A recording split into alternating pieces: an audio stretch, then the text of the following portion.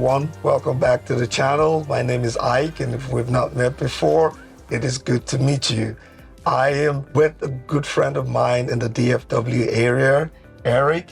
Thanks for welcoming me to your home. Thank you. So I've known Eric for the last couple of months. We got to meet at M-Wave and CES last year. And then we started a conversation talking about your home theater journey and how you started, and it has resulted in us being here doing my first ever home theater tour on the channel. So I'm excited, also nervous, so you can tell. But thank you, Eric, and kind of walk us through your home theater journey. Tell us, how did we get to what you have here today? I think it's a pretty common story for a lot of enthusiasts. About 25 years ago, I started with car audio and big subwoofers and whatnot in the trunk. And then about 20 years ago, I ended up getting an Onkyo home theater in the box, about the cheapest setup that you could possibly get. But, the theater room bug had kind of hit at that point.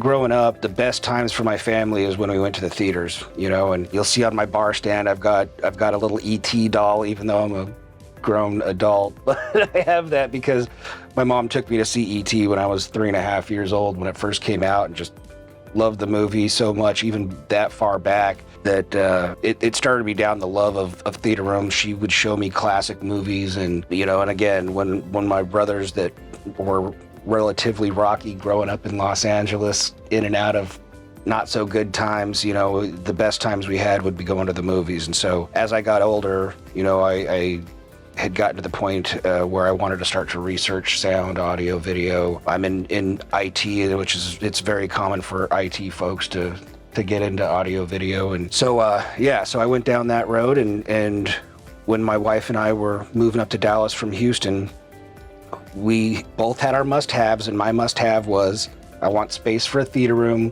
She got her swimming pool. I spent thousands of hours over the last, 10, 15 years researching all of this.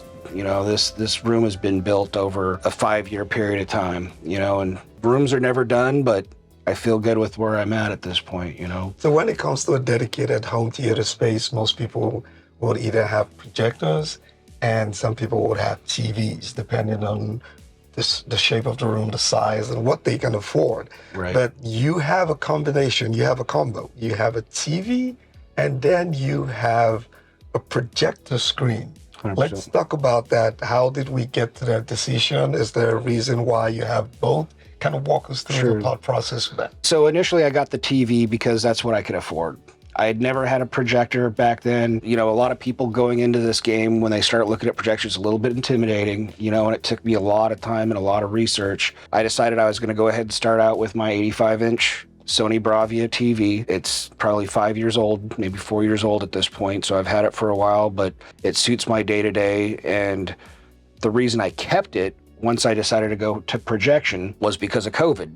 So basically this room started doubling as my office for work, and I take conference calls in here, and because of that, I would keep the TV on during the day, and I justified, once I got a projector, keeping it because I wanted to not put lamp hours. The original projector I had was a Sony 295 ES, so a bulb projector, and I didn't want to put all of those hours on it while I'm just sitting here on conference calls, but I wanted to show pictures, family pictures and whatnot in the background on the TV. So I justified, I'm going to go ahead and get a motorized screen to go with it, and I figured if I invest enough, and at the time it was Screen Innovations, if I invest enough on a screen, I won't be able to tell the difference from everything I had read and been told, right? So you recently upgraded the projector screen. Before we even talk about that, what did you have previously, and what prompted you to move to a new one? That was the Screen Innovations I mentioned. It was a 110-inch screen, and as we discussed, Build Montage did a tour previously for me in a previous iteration of my build, and one of the very few negative comments that I got from a few people were that a 110-inch screen does not look very much bigger than my 85-inch Sony Bravia, and I better not get those comments because this thing is enormous that I've put in here now. So there you go. And talking about Build Montage, shout out to Build Montage. That's a great guy who's doing great stuff in Australia, and you did the first home theater tour for Eric's home theater, so thanks for allowing me to have the second one.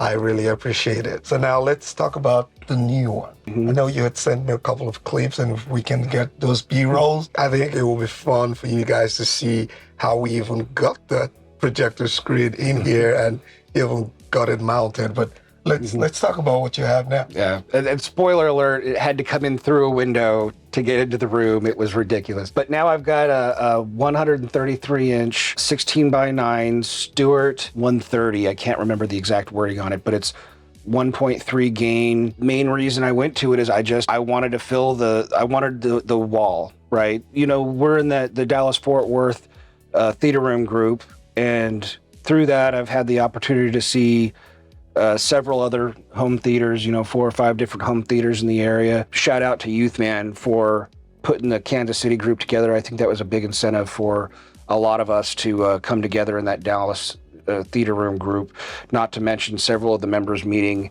not this last M-Wave, but the original M-Wave that helped build this group. Going through a lot of those tours, obviously I got to see what a lot of other people do and realized that even though I've spent more money than I wanted to in my room, I haven't spent nearly as much as what some of these gentlemen have. And they have gigantic screens that fill their entire walls.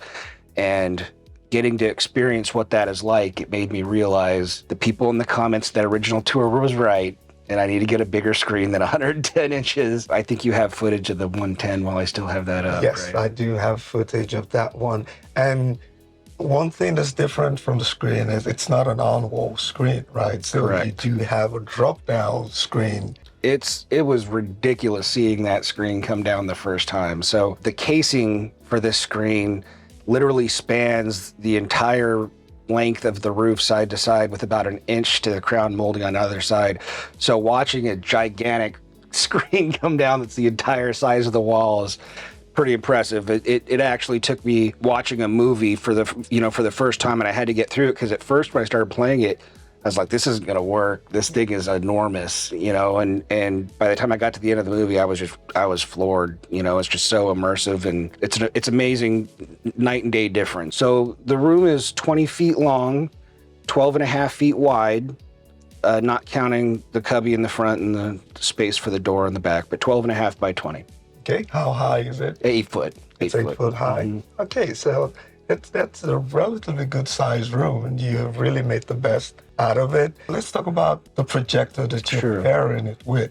Sure. So initially, like I had mentioned, I had a Sony 295 ES, and going again to the Dallas Theater Room group, folks, there's no better way to waste money than to go start seeing other people's theater rooms. I saw NZ7, NZ8s, NZ9, but I was sold at that point, and it's part of the reason that I spent more money on a Stewart screen, because I didn't want to hobble the performance, of the JVC NZ8 that I ended up going with. The JVC is a powerful projector. Oh, it's amazing, man. How have you enjoyed it? It's crazy. I loved it in the 110 screen, but when I got the 133, I was concerned about how bright it was going to be because of how much larger that screen was.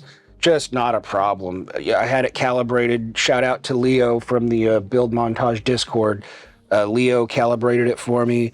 And I tell you what, man, it's about as close as you're going to get to OLED with a projector without getting into some very, very expensive, machines. So I've been blown away by the picture of it. It's amazing. I mentioned my TV is 3, 4, 5 years old at this point. It looks night and day better than even my TV, which it's a hard thing to say because everybody says projectors just are never going to match up to TVs, and given it's not going to match up to the OLED we've got downstairs, but it is better than my 3, 4, 5-year-old 85-inch Bravia, 100%. Yes, and I always tell people, even if it might not be OLED quality anytime soon, you can't beat that immersion that you get with a big size screen. Right. I think for me, it makes up for whatever percentage delta is in OLED quality versus a good solid projector like 100%. the NZ7,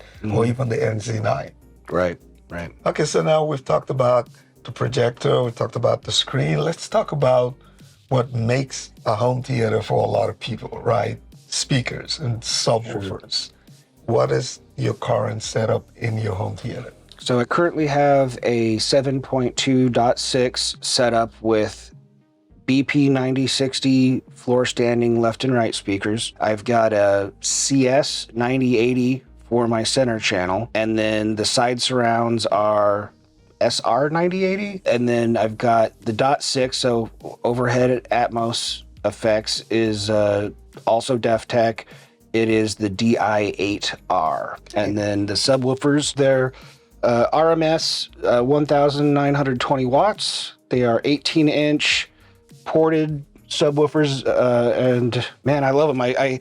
I had an older, the last iteration, and I had just one near field behind the couch. It was amazing, don't get me wrong. And so when they came out with the new version with the dual voice coil and all of that additional power, shout out to Tom at PSA. He's amazing. He answers his own email still, guys. He makes some amazing subwoofers. They do all of their crossovers in-house. They use B&C Italian Pro woofers.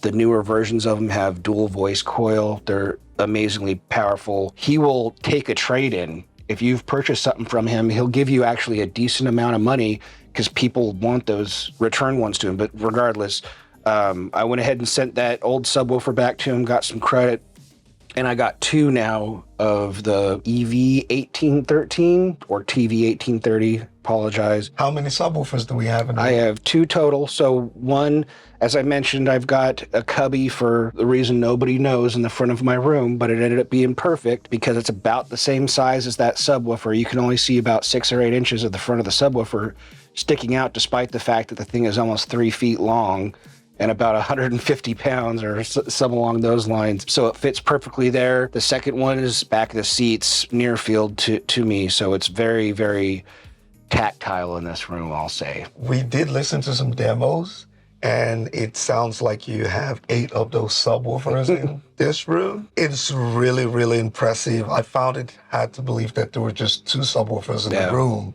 Now, let's talk about the treatment. Sometime back, I had met a gentleman who would design studios for, music studios, and talked to him about what I was doing and my goals, and he just gave me some pointers. I mean, we all know, if you've done any amount of research on home theaters and room treatments, they say cover the first and the second reflection points on the walls, right?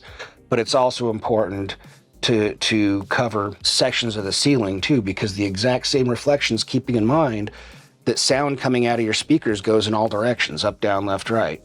So if all you're covering is your first and second reflections on the sides, you are capturing some of that sound, but what you're still getting is anything that's bouncing off of the ceiling. So his recommendation was you cover just in front of the front speakers on the ceiling, and then first and second reflections behind that, which is generally going to be in a little bit different location than it would be on the walls, depending on the height of your ceiling.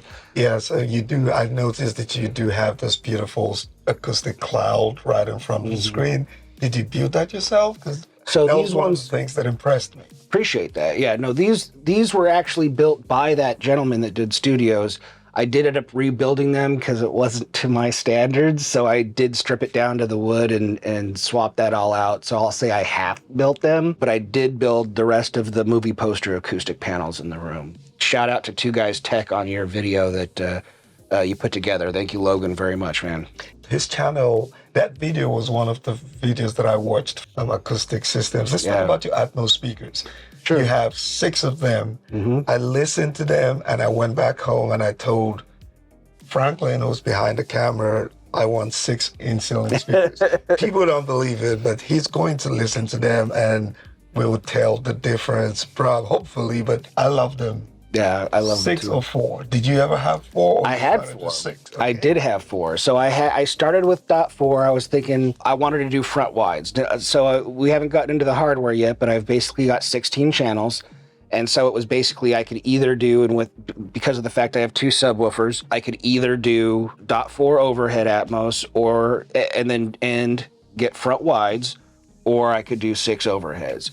So what drove that is actually going, again, I'm going to talk about the DFW theater room going out to a few rooms and given we all listen to the exact same demos over and over on purpose so that we can hear the differences between everybody's room with similar material, that we provide as the group to everybody. And I could hear the difference in the locations of where those voices were coming from because he had .6 as opposed to the .4 I had. And it was eye-opening to me to realize how much of a difference it makes. It really did arc the sound so much better having the overhead Atmos over just having the front and the rear where you have that gap in the middle. I think I would do the 6 Atmos before I do front wides, but we would probably end up with everything. We'll probably end up with all of it down the road at some point, yeah. Another part of your room that I probably think impressed me the most, and everything else has been impressive, was the automation and the lighting in your room. When I experienced it, I went home and I sat down, I tried, I was like, we talked about a couple of applications that you use and I downloaded them. After 5 minutes, I was like, I really need to spend some time to dig into this. So tell us about what you've done with your lighting and your automation and getting everything to work cohesively as one unit. The software that I use for my automation is called Home Assistant. It's open source, free to download program. You do have to have a computer to run it on, or NAS. It's got lots and lots of different options that you can run it on. The downside of it is it does take a lot of manual work to build it all out. It will auto-discover a lot of your smart devices. I did mine, but when you get into the point of wanting to automate things the way that, like I have, that does take a lot of manual work to accomplish. Basically, I've gotten to the point now, and this is over several iterations. It started with just using a Harmony remote for when I hit play, it would turn off the lights, hit pause, bring them up halfway, hit stop, and it would bring the lights up all the way. Now I've moved on to it monitors the state of my Nvidia Shield, which means that it watches the network to see, or it watches the player to see when the player is playing, paused, or stopped, and it will automatically do it. So I no longer have to hit buttons at all. I use my keyboard for a lot of things. I've just gotten used to doing that, and it mostly because the charge lasts for weeks and weeks. You don't have to worry about it. But due to that, when I hit play, pause, stop, all of that is just automatic. And then that in combination of the Google Assistant, I have Google Assistant hooked up to Home Assistant, and they communicate and share devices, etc. So when I tell Google Assistant to turn the room on, or I want to watch the projector, or I want to watch the TV or Blu-ray player on the projector, whatever, it will automatically turn everything on and turn everything off when I'm done. And then again, the lights are all controlled via Home Assistant as I'm watching. So now we will take a look at the brains of the home theater. We'll go towards the rack. Sure. And we can walk through the devices that you have. So we'll start from the top. I'll work my way down showing the equipment. At the very top here, we have a ZDO Z1000 Pro. The ZDO is specialized in playing rips. So if you back up your movies, your Blu-rays, your 4K Blu-rays to a file, MKV, ISO, whatever, the ZDO will be able to see it if you set it up to see your network share, and we'll play that for you. The reason I like the ZDO, I've done side-by-side comparisons with Nvidia Shield Pro and ZDO. Now with my Nvidia Shield Pro, I use a software called Emby, which is also similar to Jellyfin, but it's competition for Plex or Kodi or any of the other players.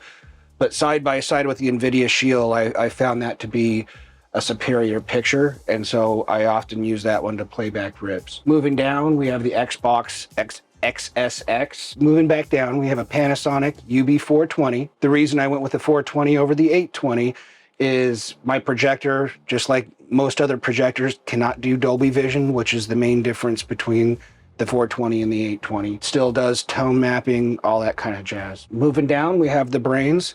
So this is the Monolith by Monoprice HTP1 processor. This is separates. Processor uses Dirac for its calibration. Absolutely love Dirac, and if I had an end game, I'll probably end up going to Storm Audio or something along those lines, where even if it's high end, I still get Dirac. I love Dirac that much. Backup power supply, smart UPS.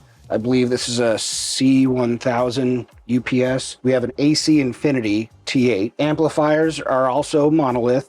This is their 7X, so it does 200 watts for 7 channels. Moving down one more, I've got the Monolith 9X amplifier. I believe it does 200 for 4 channels and then 100 for the rest, but you could catch me lying on that. I'm not 100%. And then the last but not least is going to be the server. This is a chassis that I've built.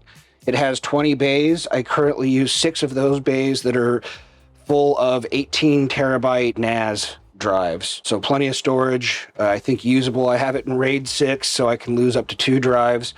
And I believe I have about 100 terabytes usable right now. But obviously with 20 bays, I've got room to grow, and so I don't have to worry about that anytime soon. But there we go. So one area about the lighting and the automation, we talked about the automation in the room. Let's talk about the lighting. So I have overhead light, and then I have 4 wall sconces evenly spaced out on the sides.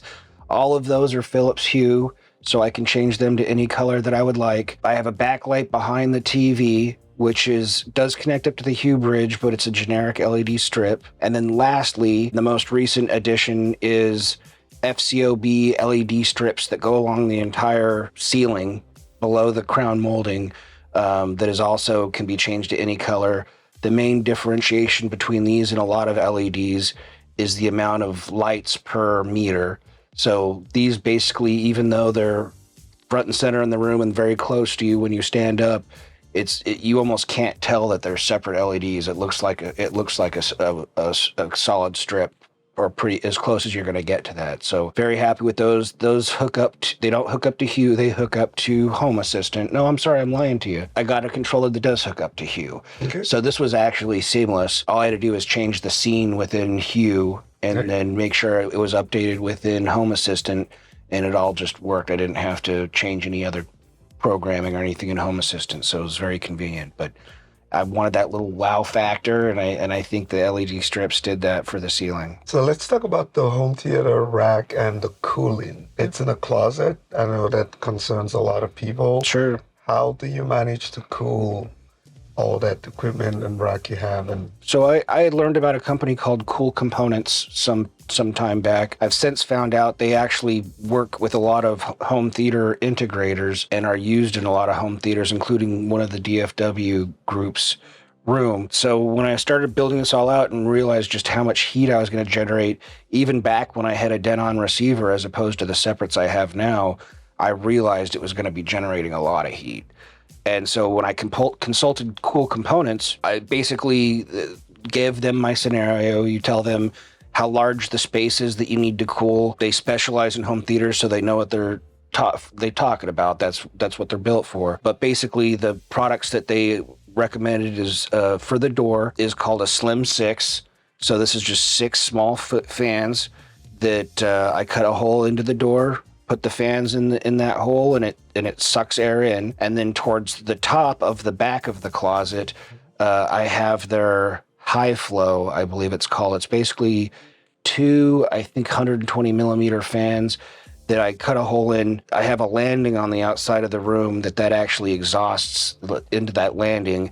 And then I just simply put a vent cover on there that looks the same as any of my other AC intake or exhaust rather vents. So it fits in perfectly, and my closet stays around 90 to 95 Fahrenheit, even when I'm going at reference. So it's very good. So, we did talk about Youthman, and the influence that Youthman has on the community. And one of the things that I learned, even being a fan of Youthman, is that the Kansas City community has their own community of home theater enthusiasts that come together and, exchange ideas to home theater tours. And I know that in the DFW, we have a community like that, and you have been partaking in that. I haven't had the opportunity myself to go on any of the home theater tours or the invites, and I plan to do that. Yeah, no, the community's been great. You can find us in the AVS forums is where we have our discussions and schedule our coming events. Love the interactions. I've learned a ton. I'm an admin for Tony on the Build Montage Discord.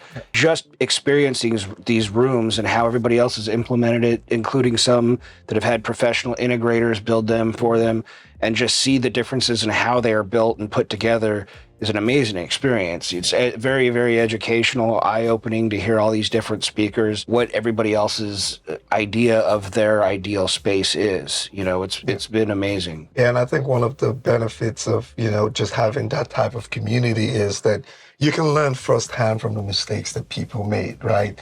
You go in and people tell you, you see how it works. If you want to try a type of projector, you get the opportunity.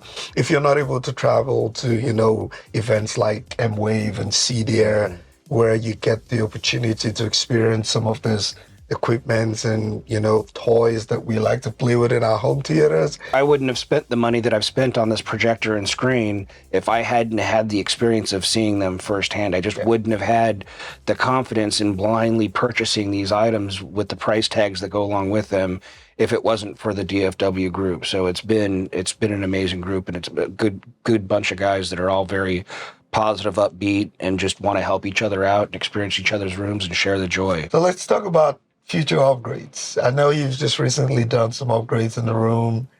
Do you have anything in mind that you think will be an addition that will take your home theater to that next level? They're never done, right? We've already said that. I think I most likely, because of the age of the TV, I'll probably upgrade the TV at some point and go with OLED down the road. But obviously at 85-inch, that's quite pricey, so that might take a little time. And being that I've just spent all this money on the screen and projector for the health of my marriage, I think it's good to take a little pause on that. But I'd really love to get some JTR speakers. Obviously, it's just as significant as an investment as my projector and screen, so that's going to be a slow roll. But really, after I got the new screen, the larger screen, I got to the point where I kind of feel content with where I'm at with the room. Anything else is just extra to me at this point, because I've been... every time I've upgraded something in the past, I'm not there yet. And what's next? And I'm planning the next upgrade, and I plan the next project. But after I got that screen, I just felt like this room is good, with where we're at. So do still have thoughts like I shared, and I'm sure I'll think of more in the future, but that's where I'm at for right now.